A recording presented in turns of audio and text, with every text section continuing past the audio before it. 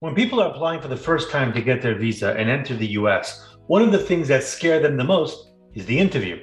They get nervous. They don't know what questions to expect or how to reply to them. So on today's tip of the week, we're talking about the most common questions you can get in a consular process interview, how to respond to them, and to give you a little more information about what this process looks like.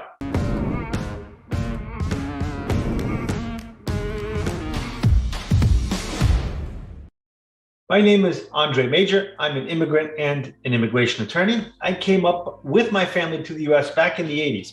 And for a long time, we lived here without legal status.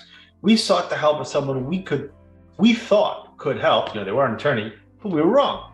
And we ended up losing a lot of valuable time and money.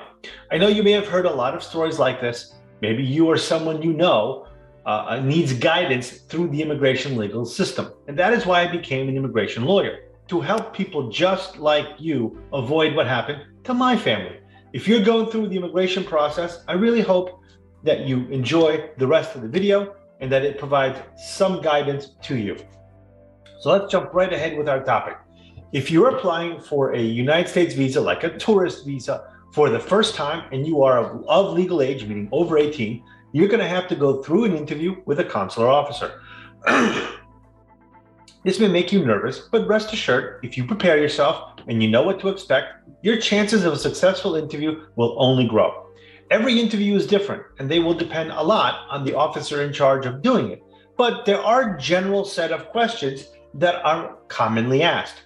But before we review them, I just want to mention one key part you always need to have in mind is that the answers you provide at your interview have to match the information that you submitted on your prior application. For a tourist visa, we're talking about DS 160. It's a general rule that your answers must match the information there. Don't forget it, or you're gonna have to explain why it's different.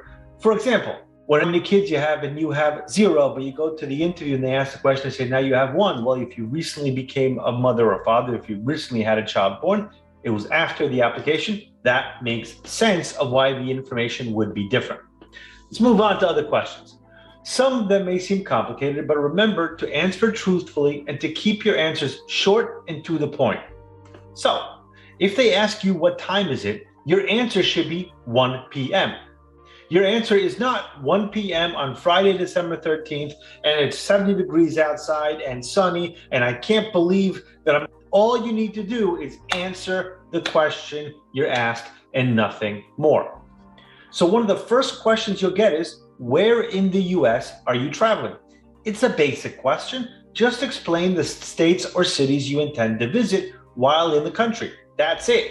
If you're attending a convention, well, I'm going to be at the Marriott Hotel from this date and that date. This is the conference I'm going for. Here's the information about that conference.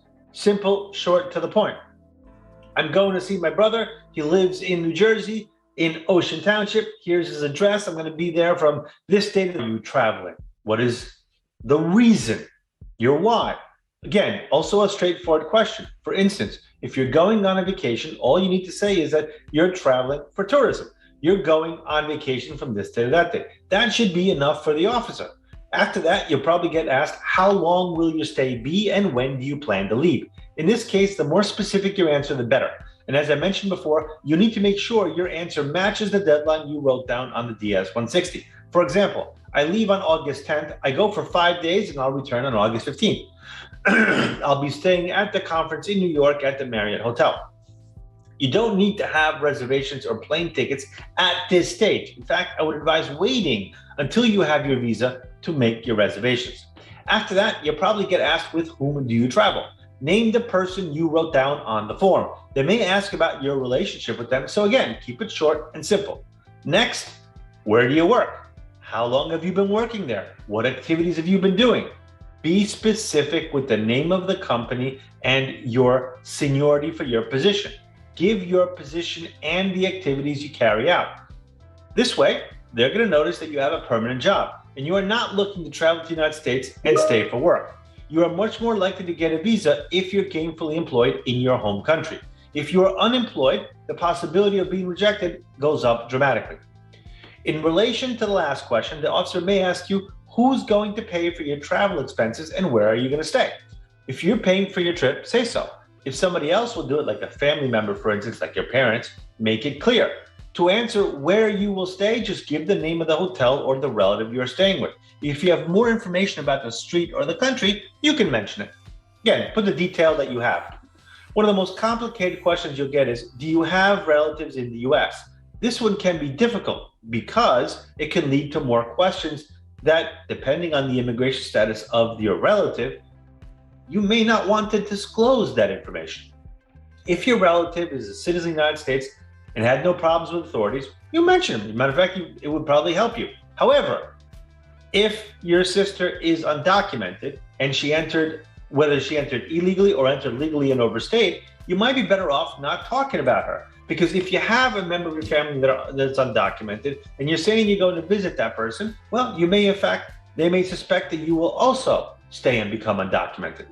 Finally, they're going to ask you if you've traveled or been to the United States before.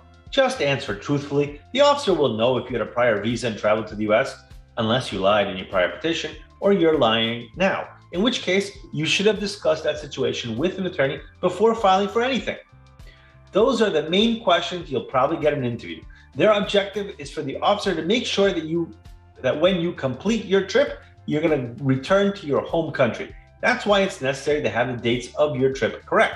Another thing to keep in mind is that if you didn't ask something or want the officer to repeat the question, it's okay. You must reply truthfully to everything they ask, so you have to be sure to fully understand the question that they're asking you. Don't be afraid to ask them to repeat the question, and don't answer things that they didn't ask you. This may confuse you, and remember, the officers have limited time, so try to keep it short and to the point. Now, let me quickly talk to you about the documents you should bring to your interview. As for the application, you will need to present the printed confirmation of the DS-160 form and your current passport. However, it is recommended that you also print out your appointment confirmation with instructions and proof of receipt of payment. With that in mind, I also recommend you bring some extra documents just in case.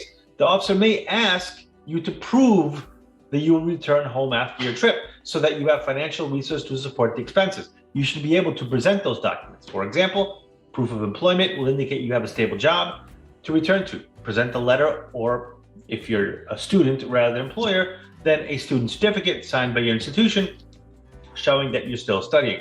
Documents such as proof of payment receipts, bank account statements, and proof of tax refunds are also proof of financial solvency. It doesn't hurt to show a marriage certificate and birth certificate, particularly if you are flying alone. Showing that you have roots in your community is helpful. If they're flying with you, well, you're gonna have to prove their relationship to you. The main thing here is to be prepared. It's better to bring these documents and don't need them than to need them and don't have them with you. I want to finish the topic with just a few quick points. Remember, always bring a printed version of the DS-160 and your current passport. The interview will be performed by a consular officer in local language. You don't need to speak English. Most of the questions are based on the DS-160 form. The interview usually lasts less than 5 minutes, so don't be surprised by that. They are quick and to the point. And finally, after the interview, the officer should tell you if your visa is approved or not. And that brings us to the end of this video. I hope you find the information useful and can help you prepare for your interview. We'd love to read your comments and questions, so tell us what good tips have worked for you or something to avoid at an interview. Sharing knowledge is great, and you never know who can benefit from your experience. If you like this video, please give us a like and share it with some others who you think can benefit from the information. If you want to talk about your specific case or want to schedule a consultation, please give us a call or send us a message. We'd love to hear from you. Remember, if we can't help you, we won't take your money. As always, stay healthy and be well.